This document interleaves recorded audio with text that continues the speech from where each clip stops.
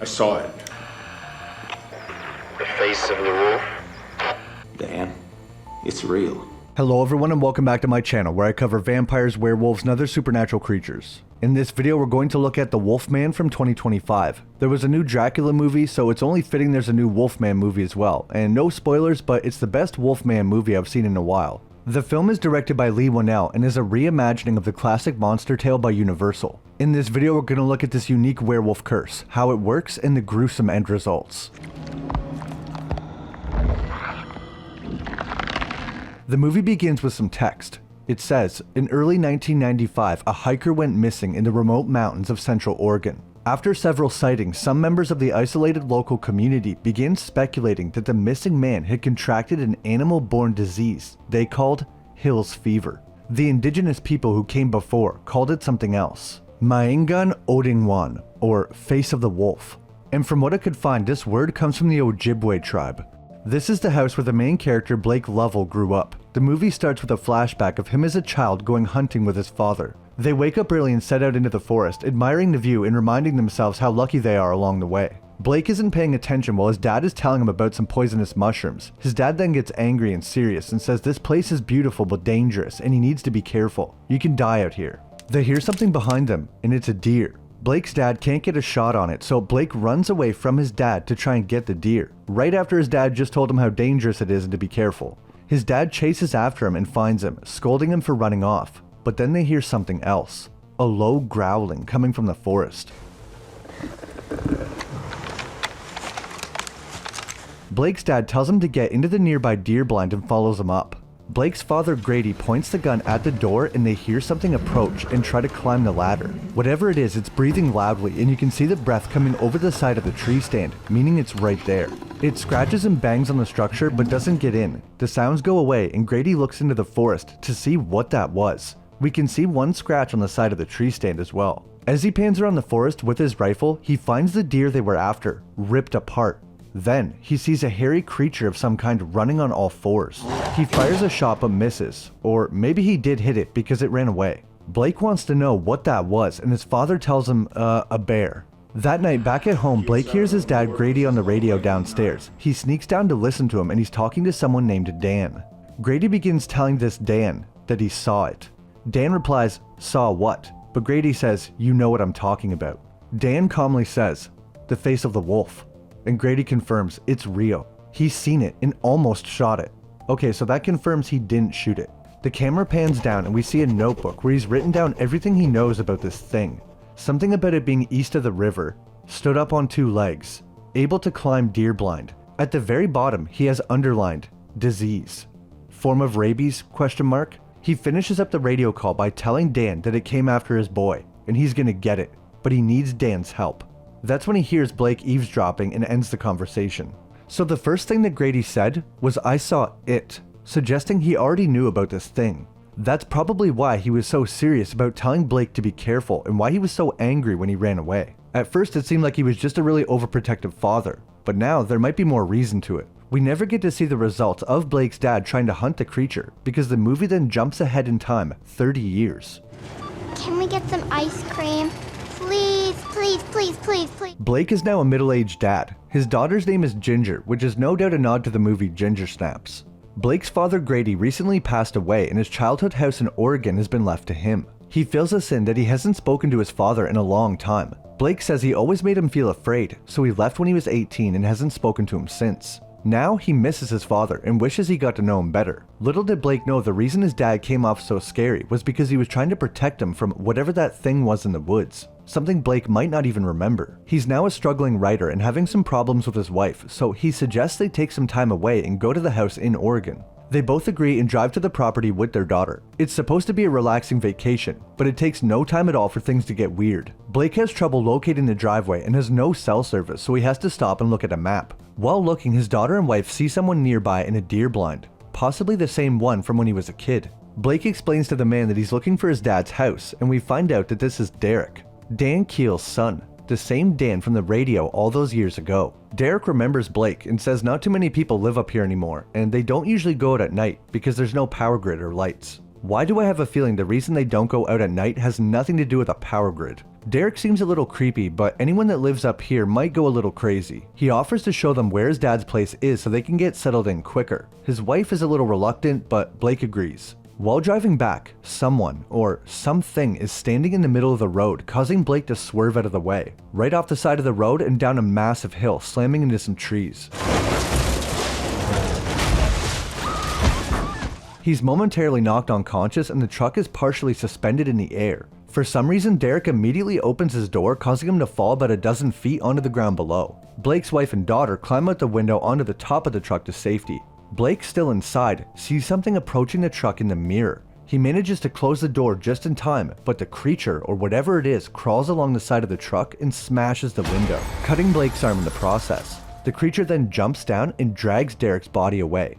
The family of 3 now get off the truck and make a run for it to the house because Blake knows where it is now. Blake has to pick up his daughter and they sprint across the yard, making it to the house just in time, the creature scratching and banging on the door behind them. Blake hopes they can just wait it out until the morning and leave, but I don't think it's going to be that easy. The next thing Blake does, like any good zombies player, is find and turn on the power. He consoles his daughter, then suggests they block the front door so that thing can't break it down. His wife wants to know what that thing was, but Blake doesn't know. He says it sounded like an animal, but when he's seen it on the road, it was standing on 2 feet, like a person. His wife looks horrified when he says this. What they need to do is call for help, but of course, nobody has cell service. Blake finds his dad's old radio equipment in the basement and tries to get someone on the other side, but it's no use. He then finds some of his dad's old jerky, and it's still good. Looks like a perfectly sanitary place to prepare meat products. He takes a piece to chew on, and one of his teeth falls out. His wife gets him some gauze to put in his mouth, and that's when she notices the massive wound on his arm. Blake thinks he cut it on the window of his truck, but his wife says, "I don't know. It doesn't look like you got cut by glass." Uh-oh. That means that wound is most likely from the creature, and that also might explain why his tooth fell out. He's already beginning to change. They haven't been able to reach anyone on the CB and the night is dragging on. Blake does his best to fortify the front door. While using the hammer, he starts to lose his coordination and hits his own hand. Then we see something is spreading from his arm wound like an infection. He starts hearing a banging noise coming from upstairs, so he goes up to investigate. He finds nothing but a big spider, and it sounds like the banging is coming from the attic or outside. He then starts to trip out like he's on drugs, so maybe he was imagining those sounds. When he comes back to, he hears a loud howl and goes back downstairs. There's something outside, so he tells his family to be quiet. They see the creature walk by the window, standing upright, and it looks to be covered in hair, just like the creature from the beginning of the movie. I wonder if it could be the same one. Blake hears it go to the back door, so he stands there to listen. The Wolfman then punches through the door and grabs onto Blake's leg, wounding him further. This seems to speed up whatever was happening to him before, and he goes into what looks like the gloom from Night Watch. When he wakes up a little later, he hears some weird noises coming from the basement. Upon going downstairs, he finds out the sounds are coming from his wife, and he can't understand her.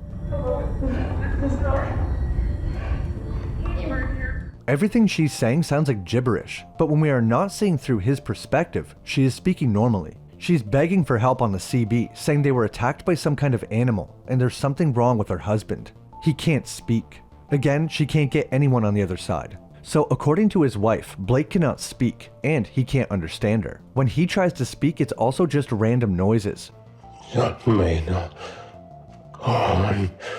His wife is scared and doesn't know what to do. Blake then pees himself while looking like he's in a trance, showing he's losing complete control of his body. He just lays there on a bed, looking sick, and pulling out chunks of his own hair. His wife tries to get him to write on a piece of paper, but he can barely do that. All he writes is dying. His wife tries to reassure him they're going to get help and he'll be okay. She needs him. We see again from Blake's perspective, he can't understand anything she's saying, and the whole world has a strange blue glow, and his wife's eyes also shine bright blue. This must be some kind of special werewolf vision, but it's almost like he's seeing another dimension or something. Blake's wife checks on his arm and it's gotten much worse. The skin has begun to fall away and you can see the bone. He then freaks out and jumps up and starts chewing on his arm like a rabid dog with more teeth falling out. His wife is horrified, but he has a moment of clarity and stops what he's doing and calmly walks into the other room. He looks like he wants to say something, but can't. His wife Charlotte finally notices there's a truck out by the barn and she's going to attempt to use it to get away. They go outside all together and Blake is looking much worse and more monstrous now. Charlotte gets an extra battery hooked up to the truck and gets it started. Unfortunately, as soon as she gets inside and turns on the wipers, the Wolfman is on the hood, or bonnet. The Wolfman then expertly punches through the window and grabs the shifter, ripping it off so she can't put it into drive. Very lucky for the Wolfman, not so lucky for the Lovell family. They all get out of the truck and run over to the tarp shed thing. I don't know what to call this. Anyway, they use a ladder to climb on top, then pull the ladder up behind them. Now they're perfectly safe on this structure made of plastic bag material.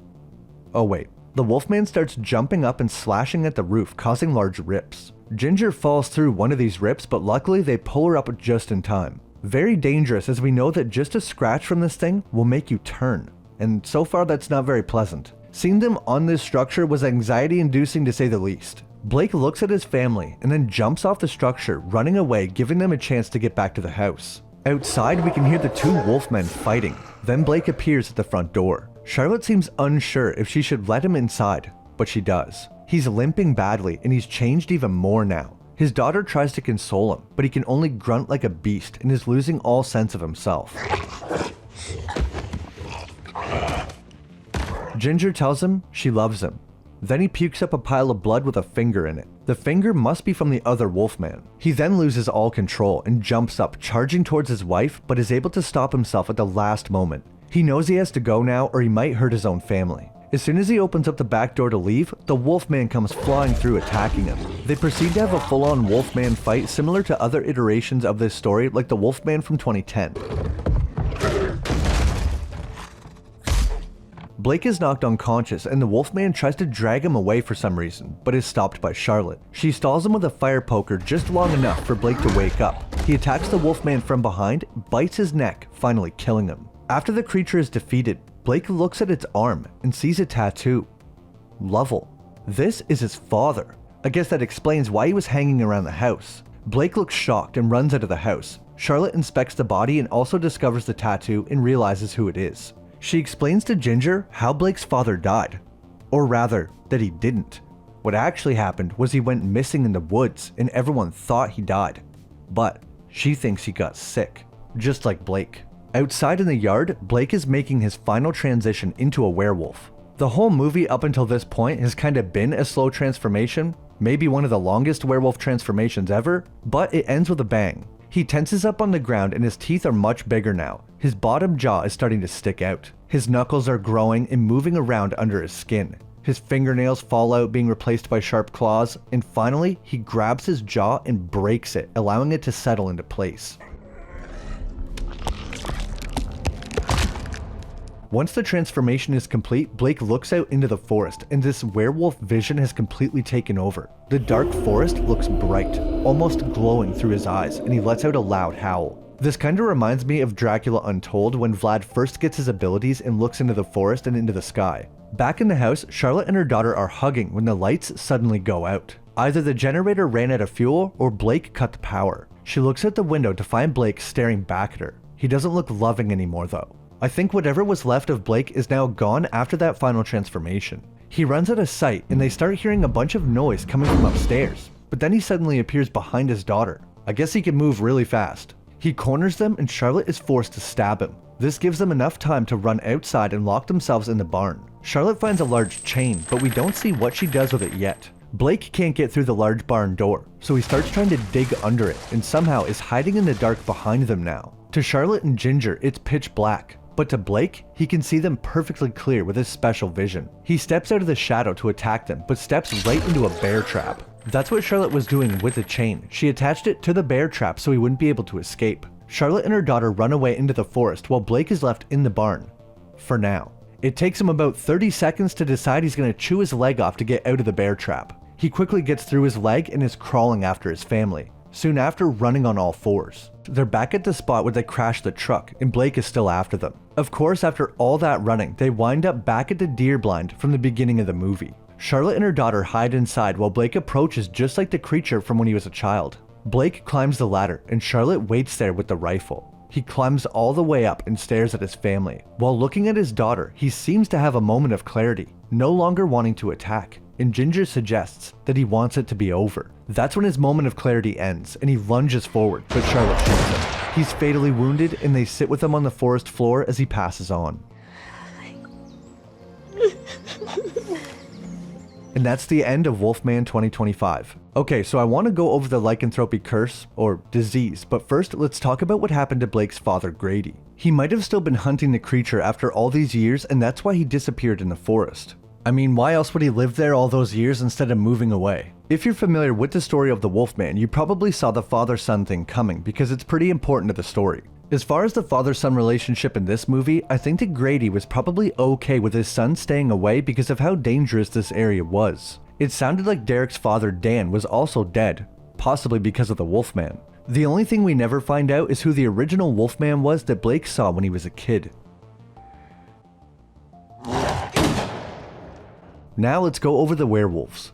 This form of lycanthropy doesn't seem to be a supernatural curse, but some kind of virus or disease like Grady wrote in his book. The beginning of the film also said that the locals believed it was an animal-borne disease.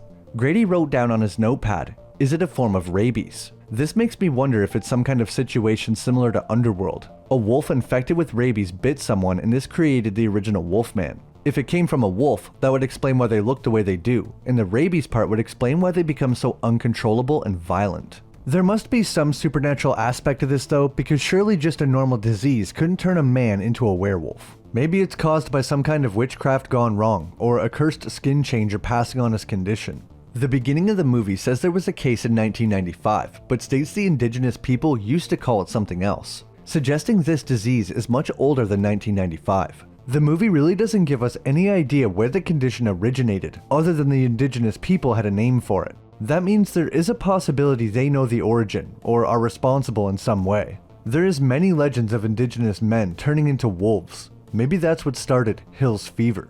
Another good question is, why does it only seem to happen in this one place? Maybe this curse or supernatural disease is linked to this land in some way. This view never gets old, does it? No matter how many times you see it. How the disease works. Somebody can be infected through a bite or just a simple scratch like Blake. Unlike most werewolf movies, there's no full moon involved, and once someone is turned, they are stuck that way forever. It took Blake roughly 12 hours to fully transform. The sun was just going down when he was attacked, and was fully turned not long before sunrise. When Blake was fully turned, he gained the ability of increased strength, speed, and senses, including that special werewolf vision. He also presumably had a healing ability, as he was able to survive being stabbed and a bear trap closing on his leg, then chewing it off. He couldn't survive a gunshot though, and his father was killed by a bite wound to the neck. This means you can kill a werewolf without silver or anything special. The movie doesn't show these werewolves being weak to silver or any kind of supernatural legends. Once the full transformation was complete, Blake had a lot more hair, but not as much as the original werewolf or his father. Presumably, he would eventually look just like them. This movie comes off much more like a virus or infection movie than a werewolf movie. It was not what I expected at all, but I did still enjoy it. The family and emotional side of the movie is kinda half-baked, but the horror and Wolfman virus stuff is pretty cool. They try to show that Blake is like his father when he scolds his daughter at the beginning of the movie for not listening, but then that's it. That's all the effort they put into that. The movie has a lot of good body horror via Blake's slow change throughout the movie, and Christopher Abbott did a great job as Blake. I was hoping at some point that Blake was going to find a whole bunch of info on the werewolves in the basement, like his dad had been researching and hunting the creature all those years, which I think he was hunting it, but I guess he just wasn't recording any of his progress. Mommy, he wants this to be over. That's my video on the Wolfman from 2025. If I had to rate this movie, I would give it a 6 out of 10. I seen someone on Reddit asking, do you think this movie would have done better if it wasn't marketed as a Wolfman movie? And honestly, I think yes. Calling it Wolfman will just lead to people being confused when they watch it, because it's not really a monster movie like other werewolf movies, especially Wolfman movies. I think a cool name for the film would have been Hill's Fever, the name the locals gave to the sickness that people would get in the forest. If you're into werewolf movies, which if you're watching this channel, I'm guessing you are, the movie's definitely worth a watch. If you enjoyed, leave a like and subscribe for new videos every week. As always, an extra shout out to all my members for supporting the channel. Thanks so much for watching, and I'll see you in the next video.